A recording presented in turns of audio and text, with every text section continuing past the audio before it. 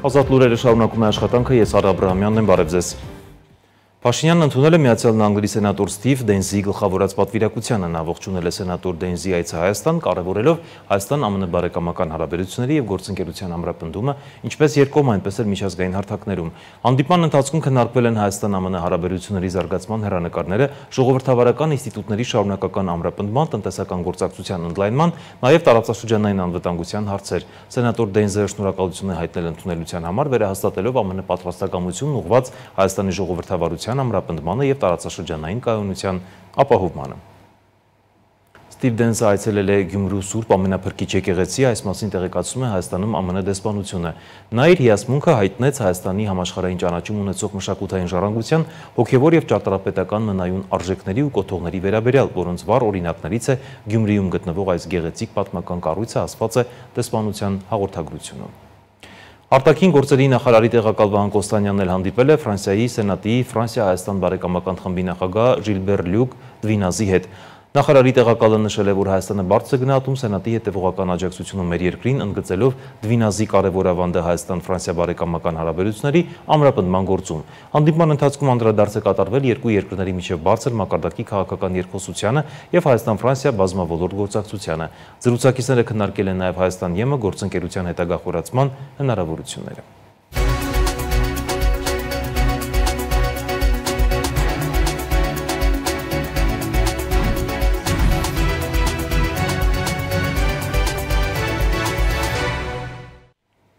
Թուրքական իշխանությունները Ստամբուլում հրամայել են ձերբակալել ընդդիմադիր կուսակցությունների մի քանի անդամների եւ խուզարկել են ընդդիմությանը պատկանող գրասենյակները, գրում է Reuters-ը։ Պետական Անադոլու գործակալությունն էլ հաղորդել է, որ 4 առանձին կոռուպցիոն գործերի շրջանակում ձերբակալության հրամաններ են տրվել 47 մարդու նկատմամբ, որոնցից 28-ը արդեն իսկ կալանավորվել են, նրանց թվում են նախկին падգամավոր Ստամբուլի մի շարք շրջանների ղեկավարներ, Ստամբուլի քաղաքապետարանի կամ դրա հետ առնչվող կառույցների բարձրաստիճան պաշտոնյաներ, նաեւ Ադանայի նահանգի երկու քաղաքապետներ։ Ձերբակալությունների նորալիքին պատասխան ժողովրդի հանրապետական կուսակցությունը արտակարգ նիստ է հրավիրել Ստամբուլում։ Միջազգային նորությունները տեսաշարով։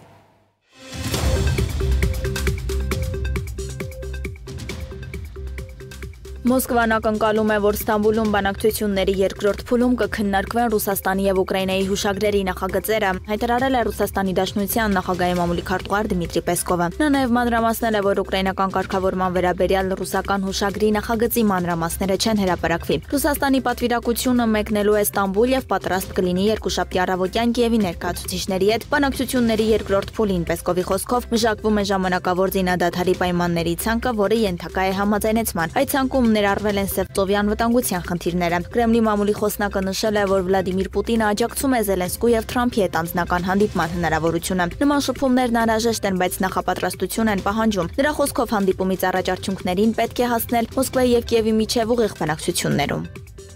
Ուկրաինայի խաղաղության նախաձեռնությունը ներառում է հրադադարի պահանջներ ցամաքում, ծովում եւ օդում միջազգային գործընկերների մասնակցությամբ վերահսկողության մեխանիզմներով, այս մասին գրում է The New York Times-ը։ Հողում անելով ուկրաինացի բարձրաստիճան պաշտոնյայի, ով խոսել է անանունության պայմանով, ըստ աղբյուրի Կիևի պատրաստած հուշագիրը նախատեսում է մի շարք կետեր, որոնցից յուրաքանչյուրը միտված է համապարփակ խաղաղ գործընթացի հաստատմանը։ Հուշագրի պայմանների իրագործման վերահսկումն ըստ փաստաթղթի պետք է իրականացվի միջազգային հսկողությամբ։ ԱՄՆ նախագահի հատուկ ներկայացուցիչ Քիթ Քելոգը հաստատել է փաստաթղթի ստացումը, նշելով, որ այն բաղկացած է 22 կետից, որոնք ինքը համարել է բավականին լավ եւ ողջամիտ։ Միաժամանակ Քելոգը կոչ արել Ուկրաինային հրաժարվել բանակցություններից, նույնիսկ եթե մինչ այդ Ռուսաստանը չներկայացնի իր հակադարձ փաստաթուղթը։ Դուք պետք է ցույց տաք, որ լուրջ եք, ընդգծել է Քելոգը։ Վաշինգտոնը դիտարկում է Ուկրաինայում խաղաղ կարգավորման բանակցային գործընթացից դուրս գալու հնարավորությունը, եթե Ռուսաստանը շարունակի անտեսել միջազգային հանրության ռազմական գործողությունները դադարեցնելու կոչերը, հայտարարել է ՄԱԿ-ում ԱՄՆ մշտական ներկայացուցչի տեղակալի պաշտոնակատար Ջոն Քելին ՄԱԿ անվտանգության խորհրդի ճեպազրույցի ժամանակ։ Քելին ընդգծել է, որ եթե Կրեմլը հրաժարվի բանակցություններից, հնարավոր է Վաշինգտոնը սահմանի նոր պատժամիջոցներ։ Պատերազմի դադարեցման պատասխանատվությունը կրում են ինչպես Ռուսաստանն, այնպես էլ Ուկրաինան։ Ժամանակը նրանց կողմը չէ, ովքեր ձգտում են ձգձգել հակամարտությունը։ Եթե կողմերից մեկը չցուցաբերի խաղաղության գնալու պատրաստակամություն կամ ցանկություն, ապա այն պատասխանատվություն կկրի դրա հետևանքների համար, ասել է նա։ Միացյալ Նահանգների ներկայացուցիչը հավելել է, որ Ռուսաստանի դեմ պատժամիջոցների նոր փաթեթը դեռևս մնում է սեղանին, իսկ պատերազմը ըստ Քելիի շարունակում է վնաս հասցնել ոչ միայն ռուսական տնտեսությանն, այլև ռազմական ռեսուրսներին, ազգային անվտանգությանը եւ միջազգային հեղինակությանը։ ԱՄՆ նախագահ Դոնալդ Թրամփը հայտարարել է, որ Միացյալ Նահանգներն ու Իրանը մոտ են իրանական միջուկային ծրագրի վերաբերյալ համաձայնության հասնելուն, կարծում եմ, մենք հնարավորություն ունենք համաձայնության հասնելու Իրանի հետ, նրանք չեն ուզում ռմբակոծվել, նրանք կնախընտրեին համաձայնագիր կնքել, կարծում եմ, դա կարող է տեղի ունենալ ոչ այնքան հեռավոր ապագայում, լրագրողներին ասել է Թրամփը Օվալաձև աշխատասենյակում։ ԱՄՆ-ն Իսրայելին եւ Համասին առաջարկել է 2 ամսով հրադադարի նոր նախագիծ, կողմերը կրակը դադարեցնելու հնարավորություն ունեն, կարծում են Վաշինգտոնում։ Ռոյթերզի ծանոթ փաստաթղթի համաձայն Գազայում հրադադարի առաջին շաբաթվա ընթացքում պաղեստինյան Համաս խմբավորումը պետք է ազատ արձակի 28 իսրայելցի պատանդի ողջ եւ մահացած, փոխարենն ազատ է արձակվելու 1236 պաղեստինցի, հանձնելու են 180 մահացած պաղեստինցու աճուն։ Ռոյթերզի հաղորդմամբ Իսրայելն ընդունել է հրադադարի նոր նախագիծը, որը փոխանցել է ԱՄՆ նախագահի հատուկ բանագնաց Ուիտքովը, Համասը դեռ ոչ։ Եվրոնյուզն էլ նշել է, որ հրադադարի վերաբերյալ ԱՄՆ-ի նոր նախագիծը հայտարարվել է Հորդանան գետի արևմտյան ափը ակտիվորեն զարգացնելու Իսրայելի ծրագրերի ֆոնին։ Ֆրանսիայի նախագահ Էմանուել Մակրոնը կոչ արել խստացնել դիրքորոշումը Իսրայելի նկատմամբ ստիպելու քայլեր ձեռնարկել Գազայի հատվածում մարդասիրական իրավիճակը մեղմելու ուղղությամբ։ Առաջիկա ժամերին եւ օրերին, եթե մարդասիրական իրավիճակի պահանջներին համապատասխանող արձագանք չլինի, հավաքական դիրքորոշումն իհարկե պետք է կոշտացվի, հայտարարել է Մակրոնը։ Ելիսեյական պալատի ղեկավարը շեշտել է, այժմ ամեն ինչ կախված է Իսրայելի կառավարության որոշումներից։ Մակրոնի խոսքով առաջնահերթություն է ջրի, սննդի եւ դեղորայքի բաշխումը, նաեւ վիրավորներին տարածաշրջանից հեռանալու թույլտվությունը։ ԱՄՆ նախագահ Դոնալդ Թրամփը Truth Social-ի իր էջում գրառում է արել, որտեղ հայտարարել է, որ Չինաստանը խախտել է երկրների միջև ձեռքբերված պայմանավորվածությունը։ 2 շաբաթ առաջ Չինաստանը լուրջ տնտեսական վտանգի մեջ էր, իմ սահմանած շատ բարձր մաքսատուրքերը գործնականում անհնար դարձրին ԱՄՆ-ում առևտուրը Չինաստանի համար։ Շատ գործարաններ փակվեցին եւ տեղի ունեցան մեղմասած քաղաքացիական անկարգություններ։ Ես արագ գործարք կնքեցի Չինաստանի հետ նրանց փրկելու այդ իրավիճակից։ Վատ նորությունն այն է, որ Չինաստանն ամբողջությամբ խախտել է մեզ հետ կնքած համաձայնագիրը, գրել է Թրամփը։ Անդրադառնանք այլ թեմաների, Շանը վրաերթի ենթարկելու հարցի շուրջ մի խումբ անձինք հաղթանակ թաղամասում պարզաբանումներ են արել, որը վերածվել է ծեծկրտուկի։ Այնուհետև միջադեպի մասնակիցները ավտոմեքենաներով հետապնդել են իրար։ Այդ ընթացքում մասնակիցներից մեկը BMW մակնիշի ավտոմեքենայով վրաերթի է ենթարկել 42-ամյա Անի Խ-ին եւ նրա 2-ամյա որդուն։ Վրաերթի հետևանքով կինը մահացել է, իսկ որդին հոսպիտալացվել, դեպքի բոլոր հանգամանքներն, այդ թվում BMW-ն վարած անձի ինքնությունը պարզելու ուղղությամբ օպերատիվ հետախուզական միջոցառումները շարունակվում են, հայտնում են ոստիկանությունից։ Շաբաթվա քրեական քրոնիկոնը։ 2000 դրամի վեճը զինծառայողի մահվան պատճառ մեղադրյալները հետախուզվում են, գործը դատարանում է։ Բանակում 2010 թվականին ոչ մարտական պայմաններում մահացած ժամկետային զինծառայող Վալերիկ Մուրադյանի գործը վերսկսվել է 2021 թվականին։ Գործով մեղադրյալ են նրա ծառայեկիցներից երկուսը, նրանցից մեկի Ավետիք Խաչատրյանի մասով գործն ուղարկվել է դատարան։ Երկուսն էլ գտնվում են հետախուզման մեջ։ Հիշեցնենք, որ ըստ պաշտոնական վարկածի 4 ամսվա ծառայող Վալերիկ Մուրադյանն ինքնասպան է եղել, սակայն լայնածավալ ապացուցողական գործողությունների արդյունքում գործը սկսվել է։ Դատախազն իրավասու դատարան է հանձնել Հայաստանի 3-րդ նախագահ Սերժ Սարգսյանի կողմից առանձնապես խոշոր չափերով $3 միլիոն առերևույթ կաշառք ստանալու վերաբերյալ մեղադրական եզրակացությամբ հաստատված քրեական վարույթի նյութերը, որի շրջանակում մեղադրանք է ներկայացվել նաև Սուրբ Աթոռում Հայաստանի արտակարգ եւ լիազոր նախկին դեսպան Միքայել Մինասյանին եւ գործարար Սամվել Մայրապետյանին։ Մեղադրանքի համաձայն Սերժ Սարգսյանը միջնորդավորված կերպով կաշառք է ստացել գործարար Սիլվա Համբարձումյանից, նրան պատկանած ընկերության օտարման գործարքին չխոչընդոտելու համար։ Կաշառքը ստացել է մաս-մասի $2,660,000 կանխիկ, 325,000-ը անկանխիկ եղանակով, հայտնել են դատախազությունից։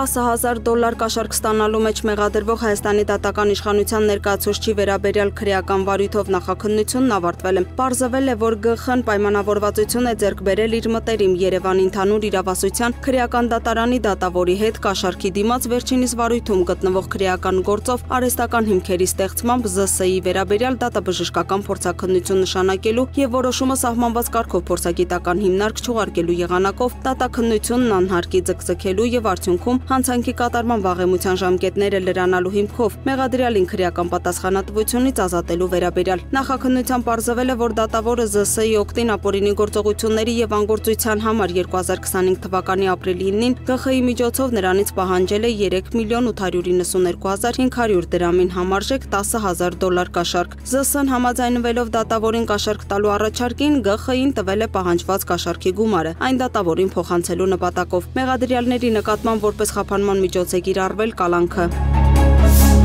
Դատախազությունից հայտնում են, որ 2018-ից 24 թվականների ընթացքում Հայաստանի Հանրապետությանն է վերադարձվել 210 միլիարդ 79 միլիոն դրամի գույք եւ դրամական միջոց, որից 46%-ը կամ 96 միլիարդ 934 միլիոն դրամի գույքն ու դրամական միջոցը 2023 եւ 2024 թվականներին։ Երկու տասնյակ դրվագներով մեղադրանքներ Դոգին միգրացիոն կարգը խախտելու գործին զուգահեռ Լաս Վեգասի դատարանը շարունակում է քննել Դոգմականունով Վարդան Ղուկասյանին։ Հայաստանում ներկայացված երկու տասնյակ դրվագներով մեղադրանքները ուղիղ եթերներում Հայաստանի իշխանություններին, իրավապահ մարմինների ղեկավարներին, նաև ընդդիմադիրներին հայհոյախառն տարբեր մեղադրանքներ ներկայացրած Վարդան Ղուկասյանը մեղադրվում է խարդախության, շուրթման, սպառնալիքի, բռնության հրապարակային կոչերի համար։ Մեղքը սակայն չի ընդունում։ Ըստ նրա փաստաբանի երկու տասնյակ մեղադրանքների շարքում եւս մի դրվագ կա, որը վերաբերում է մանկահասակ երեխաների պոռնոգրաֆիկ լուսանկարների տարածմանը։ Մեղադրանքների այս փաթեթը ներկայացնելով ամերիկյան կողմին Հայաստանի դատախազությունը պահանջում է Միացյալ Նահանգներից արտահանձնել Վարդան Ղուկասյանին։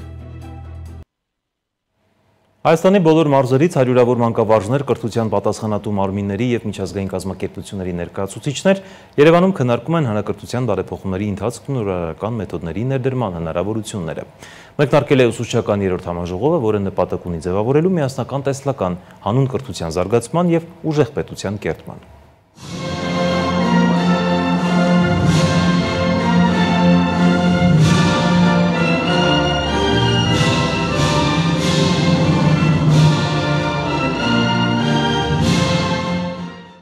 Երևանում մեկնարկել է ուսուցչական երրորդ համաժողովը նորարար ուսուցիչ հզոր պետություն խորագրով։ Համաժողովը նպատակ ունի ամփոփելու հանրակրթության բարեփոխումները, համախմբելու ուսուցչական համայնքի ներուժը եւ խթանելու կրթական նորարարությունների կիրառումը։ Բացման խոսքում կրթության, գիտության, մշակույթի, սպորտի նախարար Ժաննա Անդրեասյանը նշել է, որ այս ձևաչափը կարևոր հարթակ է քննարկելու ոլորտի փոփոխությունները եւ դրանցում ուսուցչի առանցքային դերը։ Նախորդ տարի մենք մեկնարկեցինք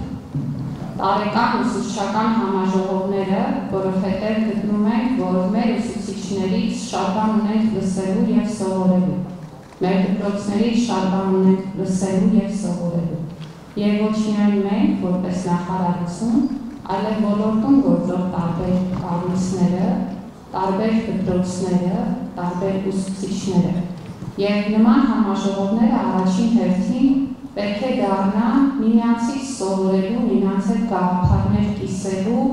կարևոր հարցերը միմյանց հետ քննարկելու հարթակ։ Նրա խոսքով կրթական բարեփոխումներն անընդհատ ուղեկցվում են գլոբալ զարգացումներով, ինչպիսիք են տեխնոլոգիական առաջընթացը եւ արհեստական բանականության կիրառումը։ Խոսելու ենք ըստ էության մեր ամենակարևոր խնդիրների մասին։ Եվ գիտեք, կրթության ոլորտում փոփոխությունները այնպես չի, որ միայն նախանշված ճանապարհով են գնում։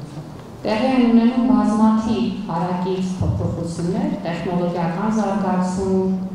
աշխարհում տարբեր սոցիալական երևույթներ, որոնք զարգանում են, որոնք իրենց ազդեցությունն են թողնում կրթության ոլորտի վրա։ Անդրեասյանն ընդգծել է, որ կրթությունն առանցքային նշանակություն ունի ոչ միայն սոցիալական եւ մշակութային առաջընթացի, այլև երկրի անվտանգության ապահովման գործում։ Նրա խոսքով հզոր պետություն ունենալու հիմքը կրթված քաղաքացին է։ Երևանի պետական համալսարանի ռեկտոր Հովհաննես Հովհաննիսյանն իր ելույթում կարևորել է դպրոցի եւ բուհի փոխկապակցվածությունը, շեշտելով, որ հանրակրթության ոլորտում իրականացվող բարեփոխումներն անմիջապես անդրադառնում են բուհերում որակյալ մասնագետների պատրաստման վրա։ Որակյալ կրթության համար մեզ համար անհրաժեշտ են տարբեր բաղադրիչներ։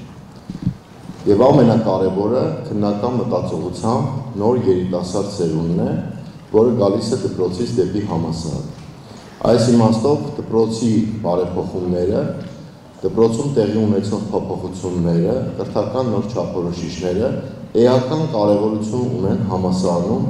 որակյալ կադրեր պատրաստելու համար։ Նա նաև նկատել է, որ ժամանակակից աշխարհը կանգնած է լուրջ մարտահրավերների առաջ՝ պատերազմներ, տեխնոլոգիական հեղափոխություն եւ արհեստական բանականության զարգացում։ Այս պայմաններում, ըստ Հովհաննիսյանի, մանկավարժի դերը դարձել է առավել բարդ եւ պատասխանատու։ Այն պահանջում է հարմարվողականություն եւ նորարարական լուծումներ։ Հայաստանում Եվրամիության պատվիրակության գործակցության բաժնի ղեկավար Ֆրենք Հեսն իր խոսքում կարևորել է կրթական համակարգի բարելավումն ու ուսուցիչների մասնագիտական աճը, որպես կրթության որակի բարձրացման եւ նորարարական մոտեցումների կիրառման հիմնասյուն էր։ Նա հատկապես ընդգծել է թիմային աշխատանքի եւ նոր մեթոդների փորձարկման անհրաժեշտությունը։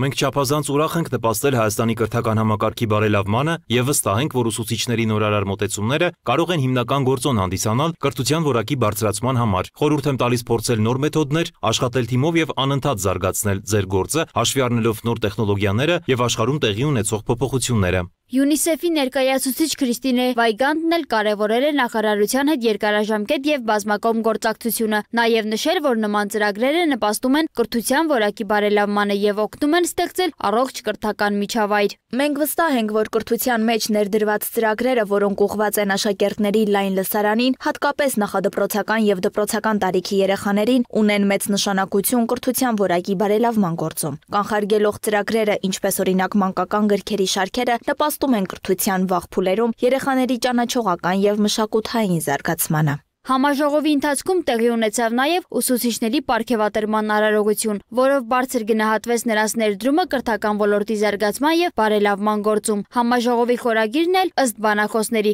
ընդգծում է ժամանակակից ուսուցչի առանցքային դերը ոչ միայն որպես կրթական գործընթացի կազմակերպիչ, այլև որպես հասարակական առաջընթացի խթան։ Հենց նորարար եւ նախաձեռնող ուսուցիչն է ունակ ձևավորելու ազատ մտածող, պատասխանատու եւ ստեղծարար սերունդ, որն էլ դառնալու է հզոր պետության կայուն հիմքը։ Սոնա Գիշյան, Տիգրան Ղազարյան, Free News, Ազատ լուրեր։ Այսքան այժմի համար մենք կրկին եթերում կլինենք մեր հիմնական թողարկմանը 15:30-ին մինչև այդ ժամը։